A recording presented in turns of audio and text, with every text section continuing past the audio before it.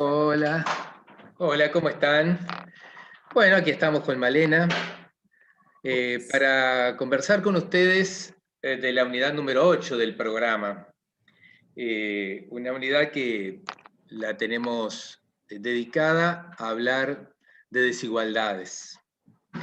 Eh, Vamos a tratar con Malena de conversar con ustedes acerca de qué son, cuáles son, por qué existen desigualdades y por qué esto es tan importante como un problema de desarrollo. ¿Por qué las desigualdades pueden definirse como un problema del desarrollo? Además de que tengan sus problemas por otros lados. Pero ubiquémosla en el programa. Nosotros partimos en la unidad 4, si recuerdan, hablamos de la dimensión normativa del desarrollo. Y entre las cosas que conversamos en esa unidad, hablábamos de la justicia distributiva, de cómo la igualdad era considerada un valor por nuestra civilización occidental y cómo hay teorías que trataban de explicar la necesidad de explicar qué era justo, qué era injusto, y dentro de esto la igualdad tenía mucho que ver. Después hablamos de instituciones y cómo la normativa trata de poner en marcha algunas de esos valores, de esas ideas centrales de justicia. Y después dedicamos 2 unidades a conversar acerca de la economía, de cómo la economía incide en los problemas del desarrollo. Hoy nos vamos a centrar en las desigualdades.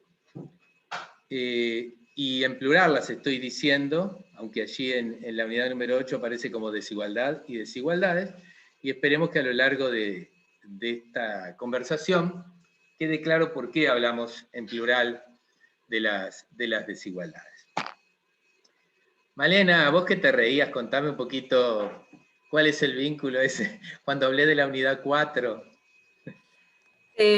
No, polémico, dos cosas me pasó que me reí. La primera, porque justo hablamos de que la igualdad, si es un valor que importa en sí mismo, o la igualdad de que en realidad es un punto en disputa, capaz que más que en consenso. Y la otra, porque ubicarlo, nosotros lo dimos autores vinculados a una tradición occidental, pero ubicarlo como un valor occidental tiene sus... muchos podríamos hablar sobre el valor que tiene la igualdad en otras culturas, y si en otras culturas no tiene en realidad mayor valor. Pero sí, sin duda tiene todo esto que ver de cómo las ideas normativas sobre la igualdad y la desigualdad son un tema que dan para mucho debate y que son muy importantes, más allá de la opinión que toman los autores y las corrientes y las personas. Sin duda es un tema de debate constante en los estudios del desarrollo y en la filosofía y en otras áreas del saber, de la política y de la vida. Y de la vida, sí, sin duda. Sí. Bueno, muy bien. Como ustedes están viendo en la diapositiva que tenemos acá, trabajaremos en los encuentros sincrónicos con este afiche, con este infograma que nos recorre por los objetivos, las lecturas, este video, los cuestionarios de autoevaluación y llegaríamos con preguntas guías a los encuentros virtuales. Así que eso lo trabajaremos mejor en nuestros encuentros semanales. Esta conversación, para llamarle como le llamamos al principio, va a transitar por estos puntos. Primero, tratar de ver por qué son importantes, por qué es importante el tema de las desigualdades o por qué las desigualdades son un problema para el desarrollo, entendido como aquel proceso de ampliación de las capacidades de las personas para elegir lo que quieren ser y hacer con sus vidas. ¿Por qué hablamos de desigualdades en plural? ¿Y cuáles son las causantes, los factores o los ejes estructurantes de esas desigualdades? Después vamos a distinguir, ya que hablamos en plural, de desigualdades. Desigualdades económicas, desigualdades de género, desigualdades étnico-raciales. Malena les va a explicar por qué todas esas desigualdades tienen que ver entre sí, por qué no son entes separados, distintos e independientes, sino que es muy importante esa palabrita que está por ahí y que tratará Malena. Trataremos de explicarles de por qué tenemos que tenerla presente a este concepto, a este término, a esta idea de la interseccionalidad.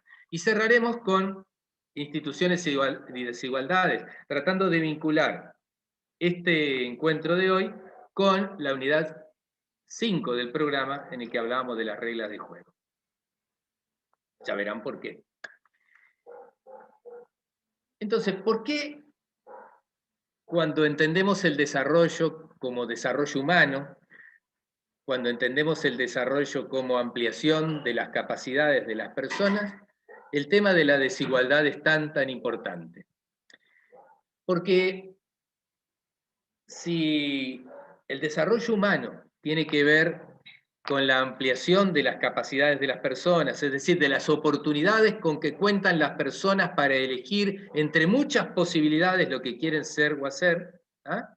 Si hay desigualdad de oportunidades, si no todas las personas tienen las mismas oportunidades, y si estas oportunidades además son muy distintas, esto hace que la posibilidad de ser agentes, de la posibilidad de planificar vidas, implementar esos planes y alcanzar logros por parte de las personas, se convierte en un problema porque no todas las personas pueden hacerlo.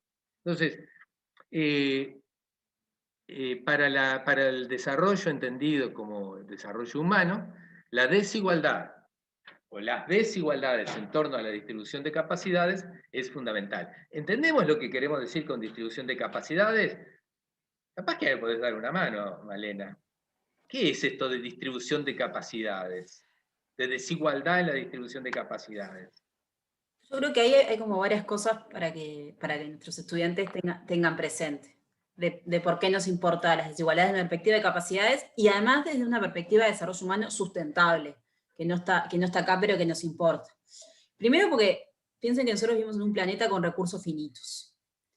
Y que en un planeta con recursos finitos, si nosotros queremos garantizar que las personas tengan las oportunidades de acceso para satisfacer por lo menos las necesidades básicas y tener capacidad de agencia, nos importa la desigualdad, no solo porque no todos pueden acceder a ciertas necesidades básicas, sino porque en un planeta de recursos finitos no se necesitan, digamos, pensar cómo se va a distribuir lo finito para que todos puedan acceder, sin poner además, sin comprometer las posibilidades del futuro.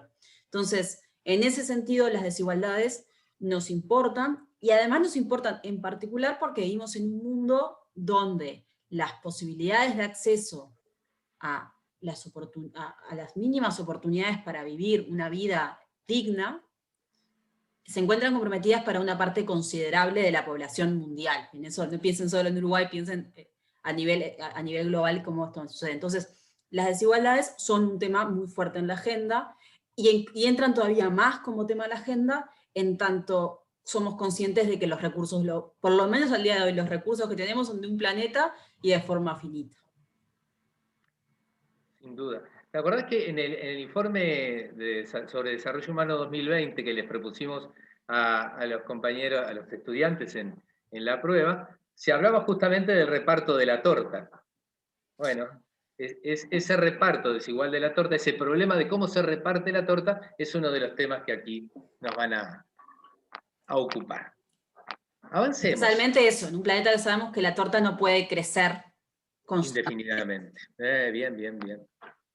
Bueno, ¿cómo se percibe este problema? Cuando decimos cómo se percibe es cómo se ve por parte de distintos actores o de distintos lugares el tema de la desigualdad.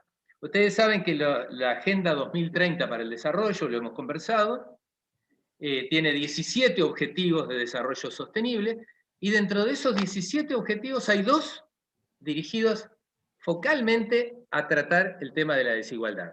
El Objetivo de Desarrollo Sostenible número 5 dice, es lograr la igualdad entre los géneros y empoderar a todas las mujeres y las niñas al 2030. Ya va quedando poco tiempo, Malena, para eso, ¿verdad?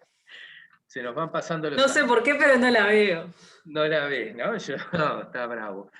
Y el Objetivo de Desarrollo Sostenible número 10 pretende reducir la desigualdad en y entre los países, o sea, dentro de los países y entre los países. Es decir, para quienes en la comunidad internacional han definido una agenda del desarrollo del 2015 al 2030, de los 17 objetivos hay 2 que se focalizan en la desigualdad. Ahí tienen ustedes cómo se percibe, por ejemplo, en esos organismos internacionales. Ustedes saben que los Objetivos de Desarrollo Sostenible los aprobó la Asamblea de las Naciones, la Asamblea General de las Naciones Unidas en septiembre de 2015. Bueno, ahí tienen una percepción de la desigualdad. Bien, pero no solo la comunidad internacional se ha preocupado por los temas de desigualdad y lo ha incorporado en la Agenda 2030, sino que la realidad nos ha impuesto además algunos desafíos con respecto a la desigualdad. Estamos padeciendo desde hace un año largo, casi un año y medio, una pandemia. Y como queda bien claro en este texto, este fragmento de un informe de una organización internacional, Oxfam, la pandemia ha agravado los problemas de desigualdad en el mundo. Las desigualdades económicas, las desigualdades de género, las desigualdades raciales, de las cuales vamos a conversar en unos minutos, se han visto afectadas negativamente, ¿eh?, por la pandemia. Y bueno, allí tienen algunas cifras que son realmente alarmantes, porque además no es que a todos nos va mal, no es que la desigualdad es neutra, sino que algunos se han empobrecido y otros se han enriquecido. La última parte de este fragmento me parece muy interesante. La fortuna de los milmillonarios han recuperado el nivel previo a la pandemia en tan solo 9 meses, mientras que para las personas en mayor situación de pobreza del mundo, esta recuperación podría tardar más de una década en llegar. Esto es lapidario en términos de desigualdad, es decir, estamos en presencia de un factor, la pandemia, que incrementa aún más las desigualdades que ya eran moralmente al menos discutibles, desde aquel punto de vista de la unidad número 4.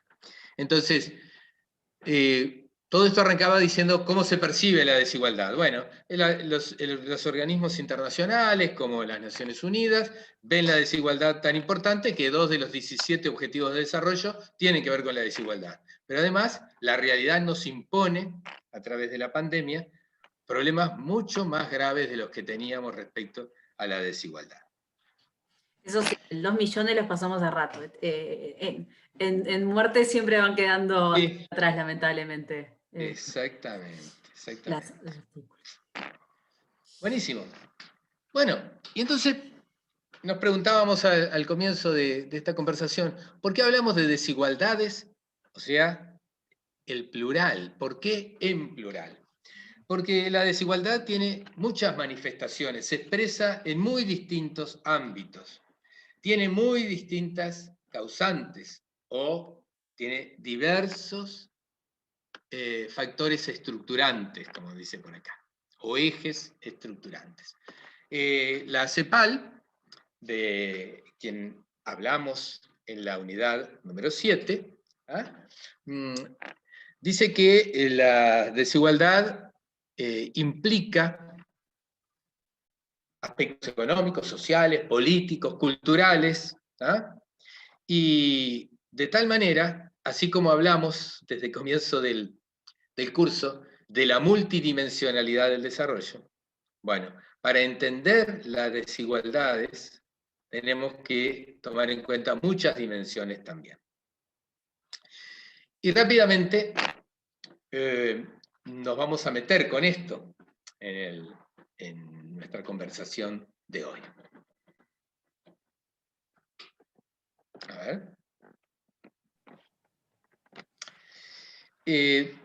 decíamos que la multidimensionalidad debe ser tenida en cuenta porque hay distintos causantes, distintos factores o ejes estructurantes de las desigualdades, ¿tá? Y en este sentido podemos hablar de desigualdades basadas en clase social, en sexo o género, en lo étnico-racial. Es decir, hay distintas formas, maneras, ámbitos donde se manifiesta la desigualdad. ¿Ah? Y esto hace que tengamos que ser cuidadosos al momento de discutir cada uno de esos ámbitos, pero también de cómo interactúan entre sí esos ámbitos. Ya les avisé que Malena les va a hablar de esto dentro de un ratito. Pero acordémonos de esto, no es que haya una desigualdad social, una desigualdad de género, una desigualdad étnico-racial. Por supuesto que hay condicionantes que hacen en lo social, en lo que tiene que ver con el género, en lo que tiene que ver con la raza o la etnia, que se generen desigualdades. Pero después interactúan entre sí. Y esto es lo que hace más complejo combatir las desigualdades. Pero además, Reto, en esto de, para dejarle claro, que capaz que cuando hablamos, para dejarle bien claro, que cuando hablamos en plural, entonces era plural por distintas cosas. En la diapositiva anterior trajimos a la CEPAL hablando de la multidimensionalidad por sus aspectos económicos, sociales, políticos, culturales, pero también plural porque hay distintos ejes estructurantes, clase, sexo, género, étnico-racial, podríamos hablar de generaciones y de otros que dejamos afuera, y también plural porque se manifiestan distintos ámbitos, los mercados, la protección social, la organización de los cuidados, la educación, la vivienda. Entonces, es plural porque es multidimensional, porque tiene distintos ejes y porque se manifiesta en distintos ámbitos. En todas esas, en toda esa forma de mirarlo es plural. En ese sentido, el desigualdades plural tiene varias razones, digamos. Y nos metemos entonces con algunas de las dimensiones de las desigualdades, ¿verdad? Las desigualdades económicas. Y aquí vamos a ser relativamente breves porque esto está explicado en el manual. Pero, ¿por qué son importantes las desigualdades económicas? ¿Por qué la desigualdad económica debe ser considerada como un problema del desarrollo?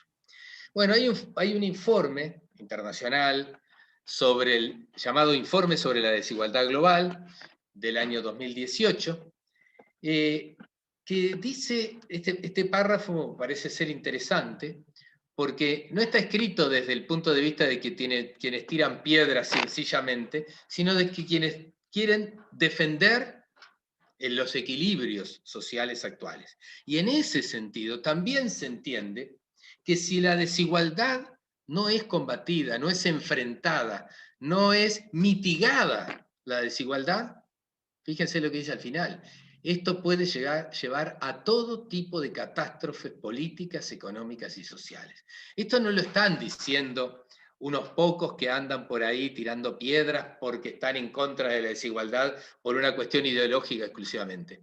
Se está diciendo desde organismos internacionales que estudian el problema de desigualdad como un fenómeno que puede poner en peligro el sistema. No son los antisistemas solamente los que hablan de desigualdad. Sienten una enorme preocupación por la desigualdad, por las desigualdades, en este caso de la desigualdad económica, algunos de quienes entienden que el sistema debe ser preservado. Pero para ello hay que mitigar la desigualdad. Y cuando hablamos de desigualdades económicas tenemos dos tipos de desigualdad económica al menos. Esto está planteado, como les decía, en el manual, no vamos a detenernos demasiado, pero sí que entendamos de qué hablamos cuando hablamos de desigualdad de riqueza y desigualdad de ingresos. La desigualdad de riqueza es la desigual distribución de bienes, de cuentas bancarias, de bonos, de acciones. ¿Eh?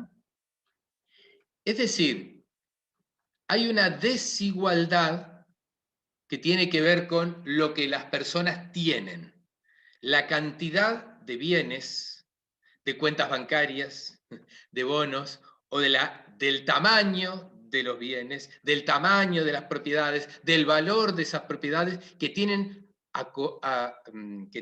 acumulada las personas. ¿Ah? Estos Esto es lo que llamamos desigualdad en la riqueza. Lo que tienen las personas las hace desiguales. Pero también en términos económicos se habla de desigualdad de ingreso, que es complementaria, pero distinta seguramente a la desigualdad de la riqueza. La desigualdad de ingresos tiene que ver con la cantidad de ingresos, de dinero, que recibe una persona o un hogar en un periodo determinado. Esto puede venir de la mano de un salario que se cobra, pero puede también venir del rendimiento de las inversiones que esa persona o esa familia tiene, ¿ah? O de transferencias por parte de otros familiares o por parte del gobierno. En definitiva, la desigualdad de ingresos es la desigualdad en lo que se gana. En términos un poquito más técnicos, podríamos decir que la desigualdad de riqueza es la desigualdad en el stock de activos, de bienes que tiene una persona o una familia, y la desigualdad de ingresos tiene que ver con un flujo, es decir, lo que se gana, lo que ingresa en los hogares periódicamente. ¿Ah? Es cierto que no están independientes estas dos formas de desigualdad, y que seguramente quien tiene muchas propiedades, seguramente le rendirán mucho sus inversiones, ¿ah? Y quien tiene solo su fuerza de trabajo dependerá del salario. Y los salarios entre sí tampoco son equitativos, sino que hay desigualdad en los salarios. En Estados Unidos, por ejemplo, se ha constatado notablemente la desigualdad en el ingreso por salario de grandes, de grandes gerentes o ejecutivos de enormes empresas y los trabajadores manuales de esas empresas, por decir algo, ¿ah? En el cual la distancia entre lo que ganan, entre los ingresos que tienen las personas, son diferentes también. ¿Habrá quedado claro, Malena, esto? Yo espero que sí, pero creo que el resumen ese que tenemos al final ayuda. Riqueza es lo que uno tiene, ingreso es lo que uno gana, es lo que uno recibe, es un flujo. Y parte de ese flujo puede ser resultado de lo que yo tengo, de la riqueza. Si alquilo una casa, si recibo un beneficio por una acción, si recibo un rendimiento de algún tipo de inversión. Entonces, distintas, pero vinculadas. Creo que se entendió. Vamos entonces hacia adelante. La desigualdad de ingreso o de las riquezas condiciona notablemente algo que nos preocupa desde el punto de vista del desarrollo humano, y es las oportunidades que las personas tienen. No es irrelevante, no es menor saber cuánto uno tiene o cuánto uno gana para saber cuántas oportunidades, cuántas posibilidades de elegir entre muchas opciones lo que quiere ser o hacer. Y en definitiva, tiene que ver con las capacidades. Es decir, las desigualdades económicas afectan directamente las oportunidades y por lo tanto las opciones con que la gente puede, las personas pueden elegir lo que quieren ser o hacer. Y esto también tiene que ver con una cuestión intergeneracional. Lo que uno tiene o lo que uno gana también afectará a quienes vienen después, a los hijos, a los nietos, porque las generaciones futuras también se ven afectadas por las oportunidades que hoy tienen las personas. Y esas oportunidades están mediadas por la riqueza o el ingreso que las personas tienen. Hay una afirmación allí en la diapositiva que, si ustedes después no la entienden, la podemos discutir en las instancias sincrónicas, pero se dice que se ha observado una correlación positiva, es decir, están relacionados, hay un vínculo estrecho entre el nivel de ingreso de las personas y la posibilidad de esas personas de acceder a determinados bienes o a determinados servicios o a satisfacer determinadas necesidades. Es decir, que las desigualdades económicas generan desigualdad en las oportunidades, desigualdad en las capacidades y por lo tanto desigualdad en cuanto a la posibilidad de ser agentes de nuestras vidas. ¿Recuerdan aquello que decía en algún momento Zen? El principal obstáculo de la libertad es la pobreza. Ahora podríamos agregar que el principal obstáculo para que en una sociedad el desarrollo humano pueda tener cabida son las desigualdades, porque no todos pueden ser agentes de sus vidas. Bien, para traerles malas noticias, la historia nos muestra, y no la historia de hace muchos siglos, sino la historia reciente, nos informa de que la desigualdad de ingresos se ha ido incrementando en el mundo, en casi todos los países. Y esto es una mala noticia, porque si la desigualdad es un problema del desarrollo y la desigualdad aumenta, los problemas del desarrollo siguen siendo más que problemáticos. Pero no es idéntica la manera en que se ha incrementado la desigualdad. En algunos países ha sido más agudo el proceso de incremento de la desigualdad y en otros ha sido mitigado. Y en esto tiene mucho que ver las instituciones, las reglas de juego y las políticas. ¿Y si se lo mostramos, Reto?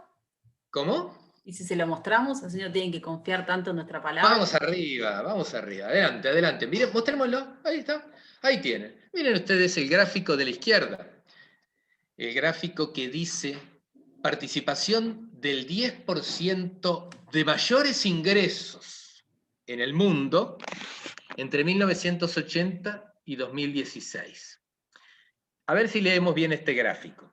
Lo que nos está mostrando es, entre 1980 y 2016, cuánto del ingreso de los países, de esos países que están ahí, se queda el 10% más rico. Y entonces, miremos, por ejemplo, lo que ocurre en Estados Unidos. En 1980 es en la línea celeste.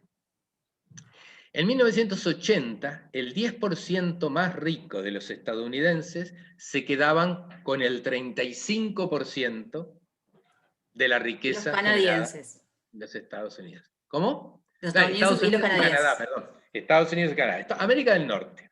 Gracias, Malena. En América del Norte, el 10% más rico, en Estados Unidos y Canadá, se quedaban con el 35% de la riqueza generada en esos países. Mientras que en 2016, ese mismo 10% se quedaba con el 45% de la riqueza generada. Es decir, aumenta la cantidad de ingreso del país que se concentra en el 10% más rico. Y miren lo que es la India. Exacto. Que el Miren 10%, lo que es la India. La India es el amarillo, ¿no? Es el amarillo, que el 10% concentra el 55%. Y piensen que la contracara a eso es que el otro 90% de la población se queda para repartirse el 45% que queda. Piensen eso en términos de reparto de la torta en uno y en otro lugar. Exactamente, bien desigual el reparto de la torta. El otro caso interesante ahí, después vamos a ir a Europa, que es el que menos crece, pero el otro caso interesantísimo es Rusia. En realidad, hasta fines de los años 80, Rusia no era Rusia, sino la Unión de Repúblicas Socialistas Soviéticas. Formaba parte Rusia de esa federación. Y caído el muro de Berlín, caído el socialismo real, fíjense lo que ocurre en los años 90. En menos de 5 años se pasa de que el 10% de la población se apropiaba del 25% del ingreso a que ese 10% se apropia del 45-50% del ingreso y llegando a 2016 está allí en el 45%. Y el contraste es con Europa. Europa, si ustedes miran la línea verde, mantiene bastante, crece algo, pero mucho menos la desigualdad entre el 1980 y 2016.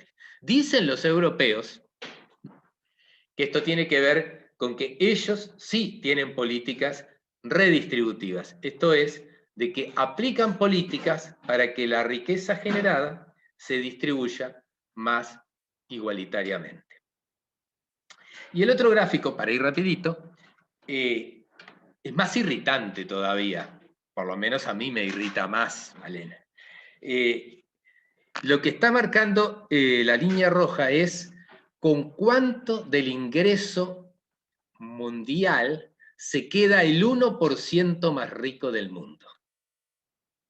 Y fíjense que en 1980, el 1% más rico del mundo se quedaba con más del 15% de la riqueza global, mientras que, del ingreso global, ¿verdad?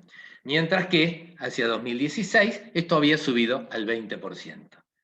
Y esto es el 1% de la población mundial, el 1% más rico del mundo. Mientras que el 50% de menores ingresos del mundo se tiene que repartir el 10% del ingreso mundial hacia 2016. Y casi que no aumentó, fíjense que estábamos en esas cifras. Claro, esto podemos decirle pasa a los otros, ¿verdad, Malena? Pero no solo a los otros le pasa, también nos pasa a nosotros, ¿no? Y no solo es un tema de ingresos, que es lo que le acabamos de mostrar acá, sino también es un tema de riqueza. Y es incluso más un tema de riqueza, en tanto la riqueza suele estar más concentrada, más desigual que los ingresos. Totalmente. Este gráfico es un gráfico que nos muestra la concentración de riqueza en Uruguay en lo que podemos llamar riqueza inmobiliaria, es decir, propiedades, en la riqueza financiera, esto tiene que ver con acciones o tiene que ver con depósitos, y la riqueza empresarial, es decir, la riqueza que tienen las empresas, que se concentra en las riquezas, en las empresas. Grandes empresas, ¿va? O empresas poderosas contra las que no lo son. Entonces, veamos qué dice la riqueza inmobiliaria, que el 1% de la población en Uruguay posee, es dueña, del 17% de la riqueza inmobiliaria. Mientras que el 99% restante se reparte el 83% de la riqueza inmobiliaria.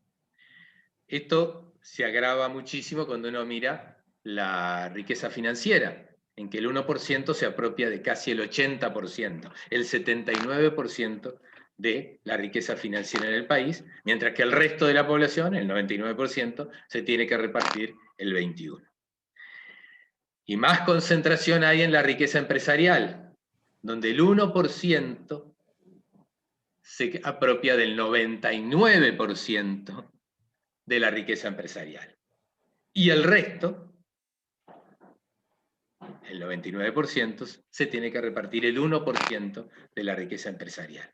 Esto es simplemente algunos datos para que ustedes vean la magnitud del problema de la distribución del ingreso en los gráficos anteriores y para el mundo, y la distribución de la riqueza en el caso de Uruguay, que es el gráfico que estamos viendo ahora.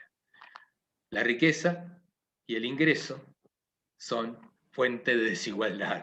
La riqueza y el ingreso muestran enormes problemas de desigualdad.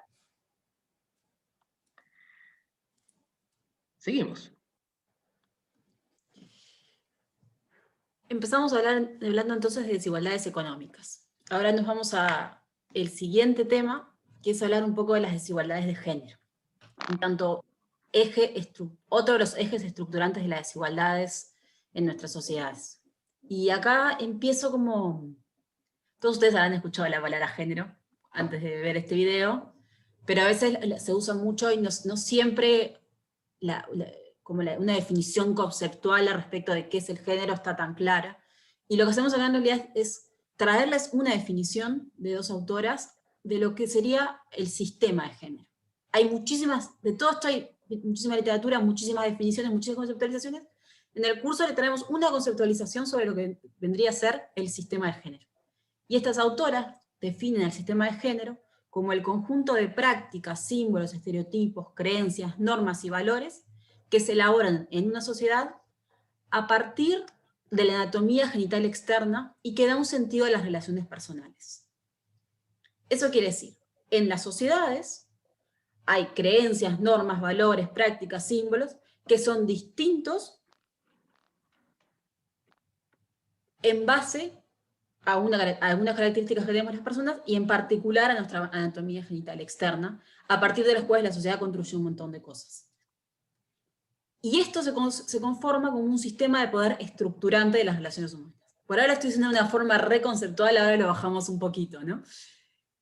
Y eso quiere decir además que en la medida que se trata de construcciones culturales, todos los elementos de este sistema varían con el tiempo, el contexto, y son posibles de ser transformadas mediante intervenciones. ¿Qué estamos diciendo entonces acá? En las distintas sociedades, dependiendo del tiempo, del espacio, incluso dentro de las sociedades conviven distintas creencias, prácticas y normas, pero bueno, en las distintas sociedades se construyen estas prácticas, estos símbolos, en base, digamos, a algunas diferencias que tenemos los seres humanos. En particular, ¿no? Cuando las personas nacen, dependiendo de la genitalidad externa, se asume que es un hombre o es una mujer.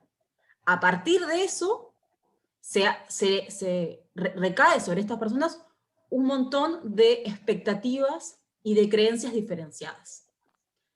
La especificidad, ¿qué es lo que creemos en particular que corresponde a las mujeres, a los hombres, a lo femenino y a lo masculino? Depende de la sociedad, por supuesto. Y no es lo mismo en el Uruguay de hoy que en el Uruguay de ayer, que en Uruguay que en Arabia Saudita. Pero sí en las distintas sociedades existen estos distintos sistemas de género. Y el sistema de género, y ahí lo que uno habla que se suele llamar el sistema de género tradicional, que es cómo estas prácticas, estos símbolos, se construyen un sistema de género tradicional, el cual sigue teniendo peso en la sociedad en la que nosotros vivimos. Entonces, cuando decimos, bueno, hay expectativas diferenciadas sobre hombres y mujeres, decimos, por ejemplo, que cuando una persona, ¿no?, nace, su genitalidad, decimos, bueno, esta persona es mujer, la vinculamos con lo femenino. Y si lo vinculamos con lo femenino, tradicionalmente, ¿con qué se lo vincula? Con el cuidado, con lo doméstico, con las emociones. Por el Con otro el lado, rosado. con el rosado. Por otro lado, tradicionalmente, ¿con qué se vinculaba? A los hombres, a lo masculino, con la fuerza, con la protección. Y estas distintas concepciones sobre unos y los otros, además, en un sistema de género tradicional también eran jerarquizadas. O sea, que no solo eran diferentes las expectativas, sino que además a unas, a lo vinculado a lo de los hombres o a lo masculino, se lo consideraba con mayor valor social. Entonces, estos sistemas de género, y en particular lo que uno puede llamar los sistemas de género tradicionales, construyen, vamos a decir, estas diferencias y estas jerarquías. Y cuando hablamos de un sistema de género, para estas autoras, no solamente se refieren a las diferencias en términos de hombres y mujeres, sino que dicen, esto afecta varias formas en las cuales las sociedades construyen otredades, y esas otredades generan diferencias en los accesos. Entonces, en particular, decimos, bueno, cuando hablamos de tema de género, hablamos de tema de género que, por un lado, asume que a nivel biológico solo hay dos posibilidades, macho o hembra. Entonces, cuando nace alguien que, por ejemplo, es intersex, no me voy a meter en eso, pero si quieren pueden ir a buscar qué significa, pero es alguien que a nivel biológico tiene características que no son estrictamente ni de macho ni de hembra, esos cuerpos eran normalizados, que además a partir de esto se construye que una persona, si tiene cierta genitalidad, tiene cierta identidad, y todas aquellas personas, por ejemplo, que son trans, eso genera una situación de exclusión. También se espera que si una mujer se sienta atraída por un hombre y un hombre por una mujer, y entonces tradicionalmente la población no heterosexual también tiene diferencias en términos de sus oportunidades, de sus capacidades, y como ya hablamos, también esto afecta diferencias en las oportunidades y capacidades de mujeres y hombres. Entonces, estos sistemas de género afectan las capacidades que tienen las personas de distintas formas, digamos. ¿Puedo decir que se entendió algo, Reto? Pero espectacular, espectacular. ¿Sabés qué me hiciste acordar? Esto es una anécdota, pero en esa impronta o esa expectativa que se tiene y los roles que desde que nacen se esperan que cumplan cada uno. Yo tengo una hermana que es un poco 2 años menor que yo. Para dejarla ir a los bailes, le decían, si te acompaña tu hermano, sí. Porque ella, si va el varón la va a cuidar a la hermana. Ese era mi rol al ir al baile. Y no se podía venir del baile si no se venía conmigo. Claro, estoy hablando de la prehistoria porque soy un poco viejo. Pero esa tradición, lo importante es que esa tradición se mantiene de otros puntos de vista o se manifiesta de otra manera, pero tiene que ver con esos roles que parece que tienen que tener el uno y el otro, sencillamente por estas características que tú nos decías que se tienen al nacer.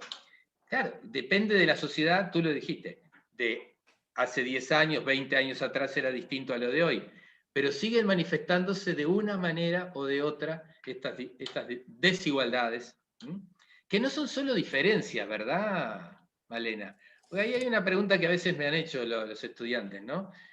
Pero sí somos diferentes, ¿no?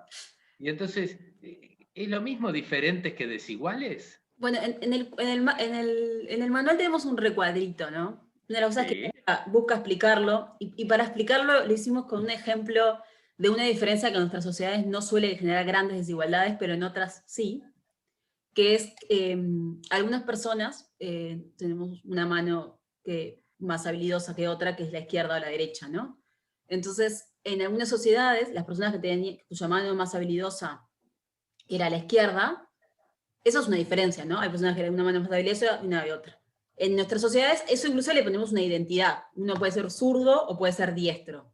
Pero además de que eso es una característica que la convertimos en una parte de la identidad, sos diestro, sos zurdo, eso además en algunas sociedades se le ponía todo incluso en las nuestras todavía hay algunas formas que también pasa, pero en algunas, especialmente que si era zurdo, estaba vinculado con algo siniestro y tenía una carga muy negativa, ¿no? Entonces, hay una cosa que son las diferencias, digamos, y después hay otro proceso que es como a partir de ciertas diferencias se crean procesos identitarios, las personas pasan a ser algo, y después hay otro proceso por el cual a partir de esas identidades uno construye jerarquías, digamos. Entonces, en el caso de esto, en algunas sociedades, si eras zurdo, eso tenía que ver con que tenías menos derechos, digamos, porque incluso se vinculaba con el demonio y con el pecado, y no sé qué. Entonces, una cosa son las diferencias que se dan en las sociedades, las diferencias que tenemos las personas, y otra cosa es cómo esas diferencias las esencializamos en identidades, y además cómo las jerarquizamos, y a partir de eso se generan diferencias en las oportunidades, en las expectativas, en cómo las instituciones lo tratan, entonces, en los símbolos, en los estereotipos. Por eso una cosa son diferencias, otra cosa son cuando hablamos de estas desigualdades y cuando hablamos de las jerarquías que se construyen a partir de esto. Muy bien. Pero me sacaste el género. Me sacaste el género, y ahí, y volviendo a eso, solamente como un detalle que, por ejemplo, cuando entran estos temas en la agenda del desarrollo, precisamente entra como una preocupación por las mujeres, ¿no? Ahora hay una preocupación que se suele considerar la agenda del género en el desarrollo, que lo que se pregunta es, bueno, ¿cómo afecta este sistema de género el desarrollo? Considerando el género tanto una categoría relacional que afecta las relaciones de forma holística, se dicen. Esto implica ver cómo afectan en el ámbito doméstico, en el comunitario, nacional e internacional, cómo además esto se intersecta, y eso lo vamos a ver después con otras categorías, y en ese sentido entender cómo el género afecta el desarrollo. Y se ha convertido en un tema como bastante importante en esta agenda. Y muchísimo podríamos hablar de este tema, pero no tenemos el tiempo, entonces solamente para hacer una ejemplificación de datos que capaz que muchos de ustedes probablemente ya los hayan visto para el Uruguay contemporáneo, para ver algunas de esas diferencias en los accesos, tenemos acá solo 2 datos, y están viejos además, pero bueno, estaban lindos los gráficos. Uno es las diferencias, uno es la presencia de mujeres en las cámaras en el Parlamento uruguayo, es para el periodo anterior, habría que actualizar este periodo, pero tenemos que, por ejemplo, en la Cámara de Representantes solo el 15% eran mujeres, en las senadoras solo el 29% eran mujeres. Y por otro lado tenemos otro ámbito donde podemos ver diferencias entre hombres y mujeres, que tiene que ver en la carga de trabajo remunerado y no remunerado. Y si ustedes ven ese gráfico, lo que tiene por detrás, el segundo, es ver que, por ejemplo, las mujeres, si sumamos trabajo no remunerado más trabajo remunerado, o sea, el trabajo pago, más el trabajo no remunerado que se hace, por ejemplo, en las tareas de la casa, las mujeres en promedio trabajan bastante más que los varones. Y trabajar bastante más también es tener menos tiempo de ocio, también es tener menos tiempo de acceso a cosas que son importantes, pero además esto, ¿no? O sea, por otro lado, también a lo que está atrás es que los varones trabajan más de forma remunerada. La razón por la que en total trabajan menos es porque trabajan menos en términos de trabajo no remunerado. Pero bueno, ahí vemos cómo en el ámbito tanto del trabajo remunerado, en el ámbito del mercado, como en el ámbito del trabajo no remunerado, principalmente del hogar, hay diferencias entre hombres y mujeres en el Uruguay. Esto es 2013 porque es la última encuesta de uso del tiempo, pero bueno. Es un poco para una mini introducción para ver un poco temas de desigualdad de género en general y en el Uruguay. Nos metemos ahora en el tercer eje de desigualdades que íbamos a trabajar, que es el étnico-racial. Y acá de nuevo, como en el anterior empezamos, como en el primero empezamos explicando qué era riqueza y qué era ingreso, y en el anterior, que implica un sistema de género, acá lo primero que tenemos como tema es qué es la raza y qué es la etnia. En el manual ahí tienen ahí unos recuadros que se lo explican, de acá no es detenernos mucho eso, pero sí contarles que, bueno, que raza y etnia son dos conceptos que surgen en momentos específicos, que esos sentidos que decimos que son construcciones históricas e institucionales, y que en particular cuando hablamos de estas categorías hablamos de construcciones que se hicieron jerarquizadas. En esto de no solamente se diferencia la gente, sino que se la diferencia de forma jerarquizada. Y en particular hablando de las razas, y hay acá habría que invitar a un biólogo a contarnos al respecto, pero nos tienen a nosotros que no sabemos mucho de biología, pero algo intentamos leer para entender esto, que en el mundo de la biología, los seres humanos no tenemos suficientes diferencias como para que existan las razas, diferencias en términos genéticos. Pero más allá de que no existan a nivel biológico, digamos, eso no quiere decir que no existan pequeñas diferencias en los humanos de variación fenotípica, como nos vemos, ni genética. Existe, pero es baja y además no es cerrada como sería una raza. Pero bueno, en ese sentido, pero más allá de que no existan a nivel, vamos a decir, biológico, sí existen en el sentido de que los seres humanos somos divididos en categorías raciales, y esto afecta nuestras oportunidades, esto afecta nuestras capacidades. Y ahí, solo para distinguir, la categoría de raza es una categoría que se construyó en base a características biológicas, principalmente a características fenotípicas, el color de la piel, los rasgos, ¿no? Mientras que por otro lado, la categoría, lo étnico, tiene más que ver con linajes y con tradiciones culturales, ¿no? En ese sentido. Pero en América Latina, además, se suele usar etnia para referirse a los grupos indígenas y raza para referirse a los afrodescendientes. Eso es un uso que está instalado, por ejemplo, en América del Norte no se suele tratar así como distinto, pero bueno, en América Latina se fue como instalando que en general cuando se habla de raza es para hablar de los afrodescendientes, cuando se habla de etnia es para hablar de los grupos indígenas. Entonces, tenemos un poco, bueno, que estas categorías, dijimos, generan diferencias jerarquizadas, y eso se traduce en diferencias que podemos ver y que podemos medir en términos de educación, de trabajo, de salud y de acceso a servicios. Y eso, acá por ejemplo tenemos un gráfico sobre el porcentaje, sobre la prevalencia de pobreza en América Latina, entre la población afrodescendiente, la población indígena y la población que no lo es. Y podemos ver como, por ejemplo, más allá tanto para la población urbana como para la población rural, la población indígena tiene porcentajes mucho más altos de pobreza, incluso mayor que la afrodescendiente, pero que además la población afrodescendiente tiene porcentajes de pobreza bastante mayores a que el resto de la población. En ese sentido, incluso si nos venimos a Uruguay, también podemos ver datos, por ejemplo, como por ejemplo que la pobreza en la población afro-uruguaya es el doble que en la población no afro-uruguaya. En ese sentido, estadísticamente podemos ver estas diferencias, y en ese sentido nos importa más allá de que la biología nos diga, pero bueno, eso en realidad es una categoría construida hace 200 años, precientífica, sin valor biológico. Elena, Sí. en la primera unidad decíamos que los problemas del desarrollo no son solo de los países pobres o de los países que no son ricos, sino que los problemas del desarrollo lo tienen todos los países. Y ahora, mientras te escuchaba, estaba pensando en todas las situaciones de desigualdad racial que han generado violencia en los Estados Unidos en los últimos tiempos. Es decir, de los episodios que se han generado en el cual policías blancos atentan contra la vida de personas negras, de personas afrodescendientes.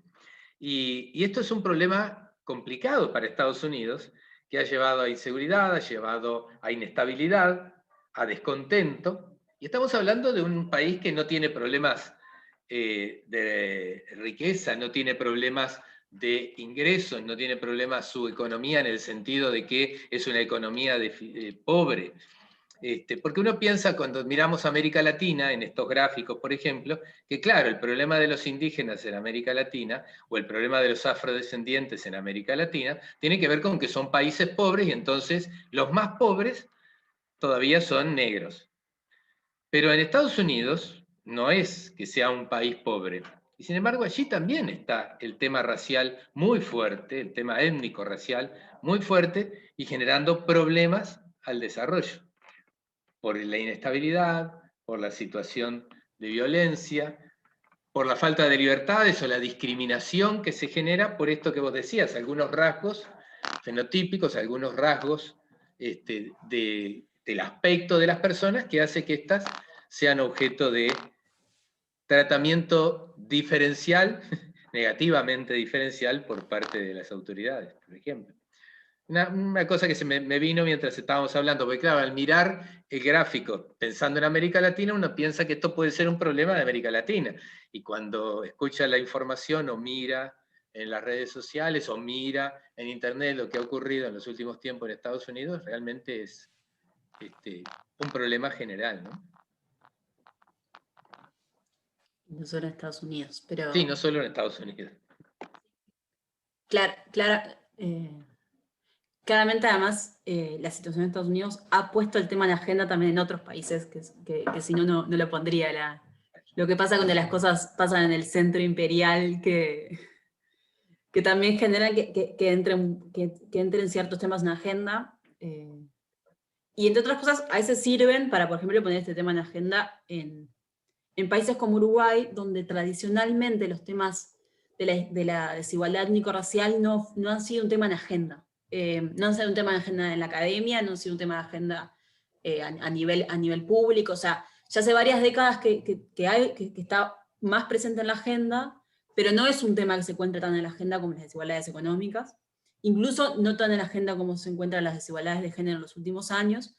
Y sin embargo, a veces, capaz incluso por ecos de lo que pasa afuera, empiezan a entrar con otro peso algunos de estos temas para discutir en Uruguay, donde también hay mucho para pensar en términos de desigualdades étnico-raciales en nuestra sociedad. Pero bueno, lo otro que queríamos introducir tiene que ver con esto de esta palabrita que es interseccionalidad o interseccionalidades. El concepto de interseccionalidades es un concepto que capaz que uno de ustedes han escuchado, porque en los últimos años se ha puesto bastante, vamos a decir, de moda, y que es un concepto que, como todo concepto depende de quién le preguntes, tiene distintas definiciones, distintas formas de conceptualizarse, pero que ha tenido bastante éxito, porque permite, resume en esa palabra, una serie de fenómenos que mucho antes de que existiera la palabra ya muchos teorizaban, hablaban y vivían. Y por lo pronto hay quienes hablan de interseccionalidades, hay quienes hablan de desigualdades intercruzadas o interseccionalidad de la desigualdad, dice Cepal, pero es un concepto que se usa para intentar hacer referencia, entender, analizar cómo estos distintos ejes estructurantes atraviesan a los individuos e interactúan simultáneamente, generando situaciones específicas que afectan su estatus social y sus oportunidades. O en otras palabras, para entender que uno no puede simplemente ver cómo es la situación de las personas en base a su clase social, o en base a su raza, o en base a su género, sino cómo todos estos ejes se intersectan y generan situaciones específicas que afectan a los individuos. Y que entonces para entender la situación de una mujer afro, es importante entender cómo la vivencia de esta persona está atravesada por ser afro, por ser mujer, y que eso no simplemente se puede entender sumándolo. No simplemente, tiene este problema por ser mujer, tiene este problema por ser afro, y lo sumamos. Sino que el hecho de una mujer afro implica una situación específica que afecta a su estatus social, sus oportunidades, el rol esperado, etc., y que es importante verlo en su especificidad. Y esto no es entrar en una competencia de ver quién puede sumar más cosas para estar peor o mejor, sino entender las especificidades que generan estas intersecciones, que generan estas experiencias interseccionadas que afectan a los individuos y a los grupos. Y además entender, y esta capaz que es la parte más difícil de estudiar, pero también de entender de este concepto, es que entender que estas relaciones son mutuamente constitutivas y que afectan el significado mismo de cada identidad. ¿Qué quiere decir esto? Cuando yo digo, por ejemplo, que una mujer afro, que además la palabra interseccionalidad fue creada por una mujer afro. No solamente ser una mujer afro afecta porque soy mujer y por ser afro, sino que al ser una mujer afro, dicen las mujeres afros que crean este término, cómo la sociedad me mira en tanto mujer es distinto que como me miraría si yo fuera una mujer blanca. Y cómo me mira la sociedad en tanto afro también es distinto que como se mira a un varón afro. Entonces, incluso la propia forma en la que me miran en tanto cualquiera de estas identidades posibles cambia considerando cómo se van intersectando estos distintos ejes. Y por eso yo no puedo simplemente sumar. Yo tengo que ver cómo esto juega, cómo estos sistemas, cómo estos ejes estructurantes juegan de forma intersectada.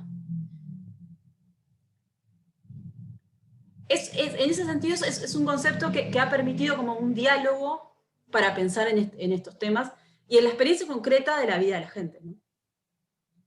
Yo tengo que ser muy sincero con todos nuestros estudiantes, Malena, que este tema lo he conocido hace muy poco, este concepto, este término, esta idea, y vos sos un poco responsable también de que yo la empiece a manejar y me haya puesto a leer cosas. Pero es realmente, les cuento que es realmente interesante pensar desde esta perspectiva. No es lo mismo que pensar si es pobre, si es afrodescendiente, o si es mujer, o si es hombre, sino cómo se dan conjuntamente, cómo se cruzan el ingreso, el género, la raza o la etnia, para que esa persona tenga una identidad específica y sea vista, tratada, percibida por los otros en función de todo eso junto. ¿Ah? Y algo que me llama mucho la atención cuando te escucho a vos y cuando lo leo, es esto que decías, por ejemplo, no es lo mismo un varón blanco que un varón afrodescendiente que una mujer afrodescendiente al momento de ser vista por la sociedad. No es solamente que son afrodescendientes, en plural y lo mismo, sino que también allí aparece el sistema de género actuando más allá del color, más allá de la identidad racial o étnica de las personas. Y eso es lo que hace que no sea solo sumar, sino que actúan de manera conjunta, identitaria para cada uno de las personas, de los grupos. Hay una parte de todo esto que es difícil que les mostremos con una estadística, porque tiene que ver con construcciones culturales solamente estudiables cualitativamente. Pero, de todas maneras, como para darle un poco de carne a esto que les contamos, les vamos a traer acá algunos ejemplos. Este es un ejemplo que tiene que ver con en una encuesta que se hizo sobre violencia basada en género y generaciones, donde se le preguntó a mujeres, esto es solo entre mujeres, se habían vivido no situaciones de violencia basada en género según la ascendencia étnico-racial. Y lo que se encontró es que las mujeres afrodescendientes habían vivido en mayor número violencia basada en género que las mujeres no afrodescendientes. Pero además, que cuando, por ejemplo, se les pregunta en instancias de focus group, en instancias de metodologías para intentar encontrar y entender las vivencias de, por ejemplo, las mujeres montevideanas, se encuentra que cuando se le pregunta a las mujeres afro, dicen, mira, a mí me pasa que no solamente sufro acoso callejero, sino que el acoso callejero que sufro todo el tiempo se refiere a mi negritud. Todo el tiempo me gritan cosas vinculadas a eso y vinculadas a las construcciones que ha hecho la sociedad sobre los cuerpos de las mujeres negras o de las mujeres afro, ¿no? Entonces, en ese sentido, uno puede ver cómo estas experiencias diferenciadas afectan, por ejemplo, las experiencias en el habitar de la ciudad y, por ejemplo, las prevalencias de la violencia basada en género. Pero además, y esto está bueno para ver algunas diferencias, si uno va a la tasa de desempleo, en Uruguay, nos encontramos que hay grandes diferencias en la tasa de desempleo en Uruguay vinculados al género. Las mujeres tienen un mucho mayor porcentaje de desempleo que los varones. Estos son datos viejos, pero esto se mantiene, es una tendencia. Y que además también afecta la ascendencia, el desempleo, y en particular, si lo ven ahí, las tasas de desempleo de las mujeres afro son muy altas. Y esto también lo podríamos vincular a temas educativos, a un montón de cosas de cómo todo esto dialoga. Pero acá podemos ver en un ejemplo, como por ejemplo en términos del desempleo, afectan una, otra y juntas.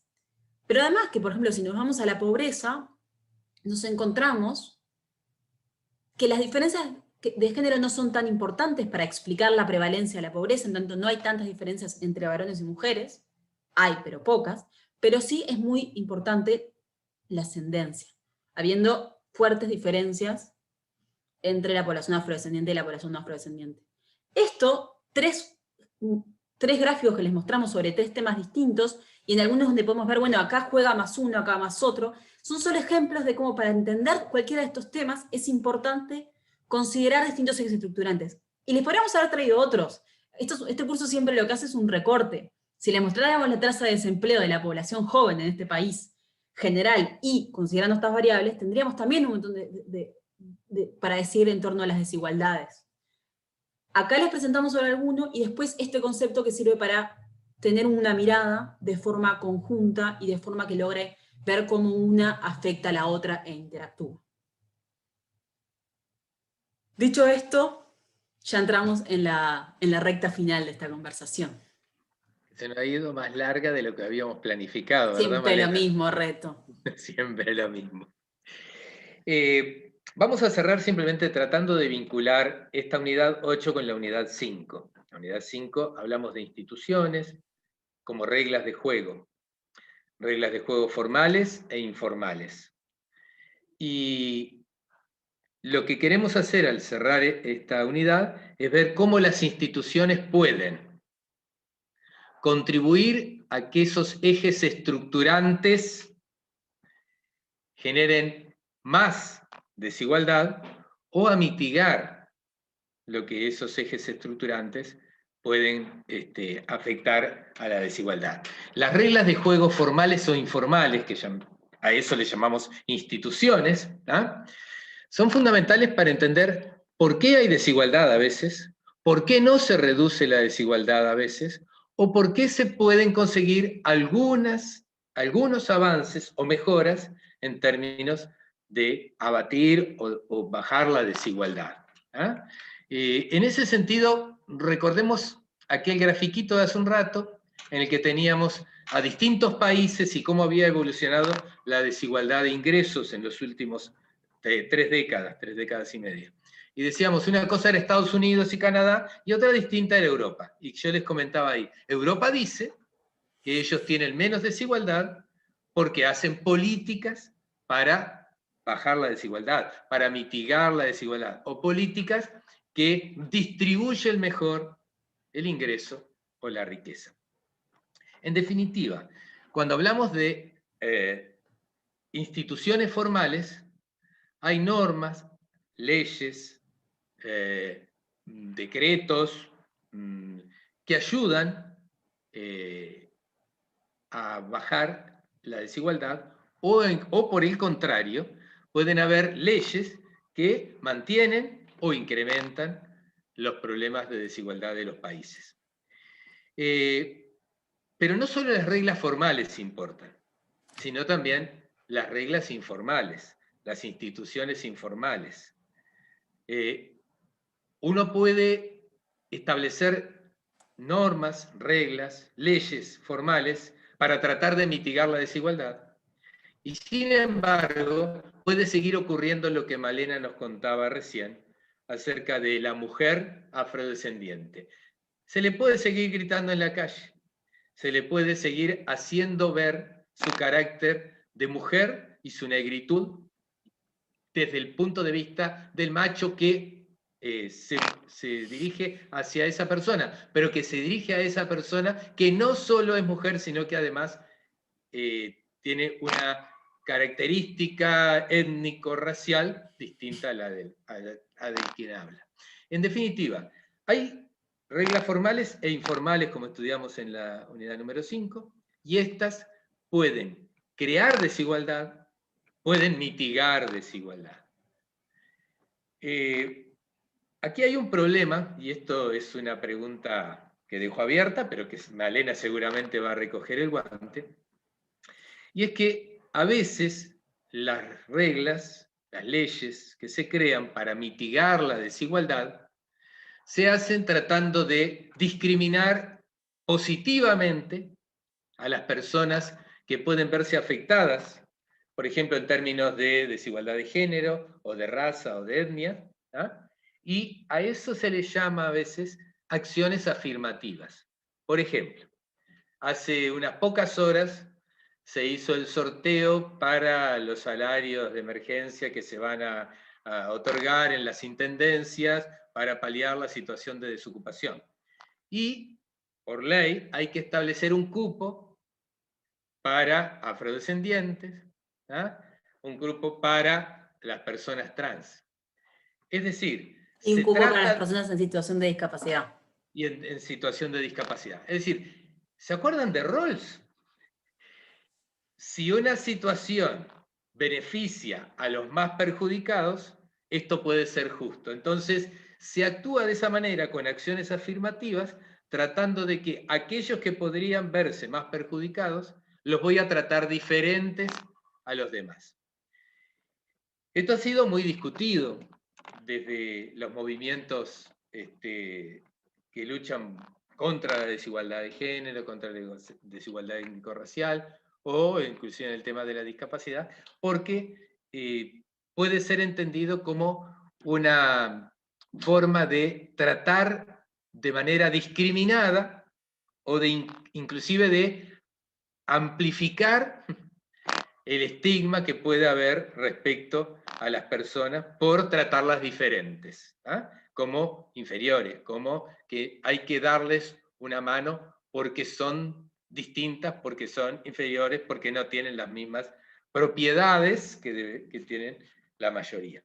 Entonces, ahí hay toda una discusión respecto a las reglas de juego, a las normas formales, para cómo actuar contra la desigualdad, o cómo mitigar la desigualdad, cómo abatir la desigualdad. No sé si de esto querés comentar algo, Malena, porque esto de las acciones afirmativas es polémico, ha sido polémico, ¿no?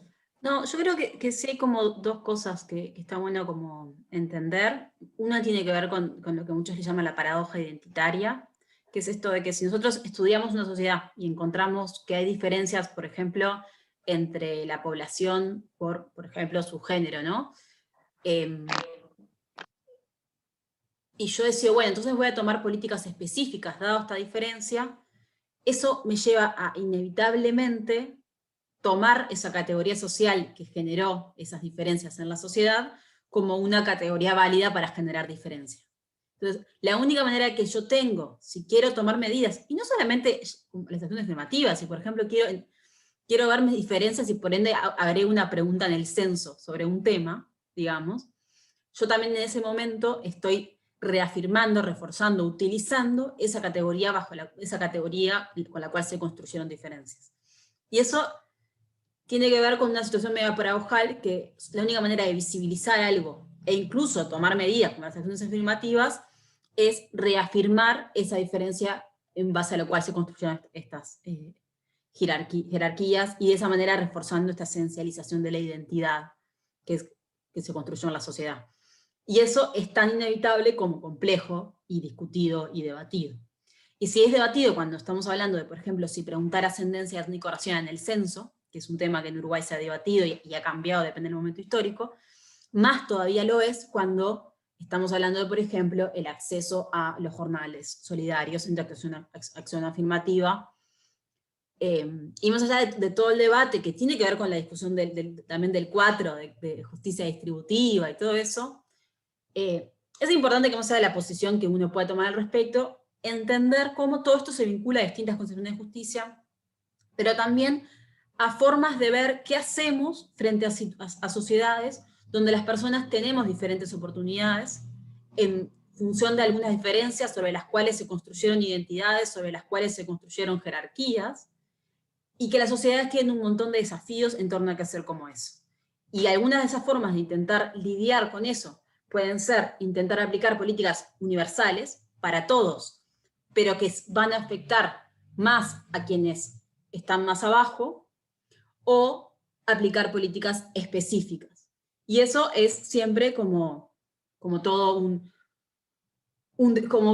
debate y una discusión en nuestras sociedades. Y lo que tenemos acá como para ir cortando, porque Reto dice que tenemos poco tiempo, pero quiere meter más temas en la agenda y sacarme para que hable, para ir ya cerrando, tenemos, por ejemplo, algunos ejemplos de algunas propuestas que se encuentran en los ODS de cambios institucionales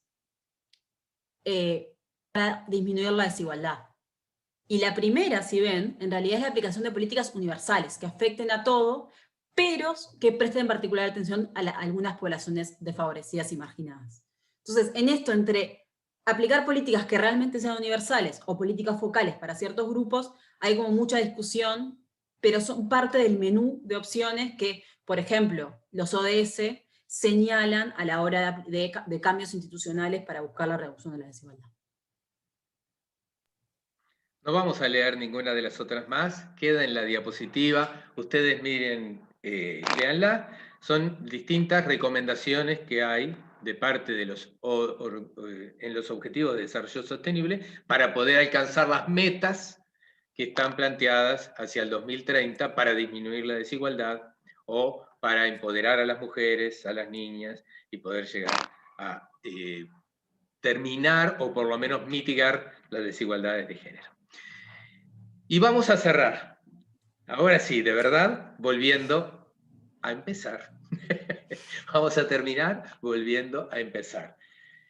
Lo que queremos nosotros es que ustedes reflexionen sobre esta conversación que hemos tenido hoy con Malena, para poder responder sintéticamente, no con todo esto que les dimos, sino sintéticamente, por qué, entendido el desarrollo como desarrollo humano, las desigualdades importan.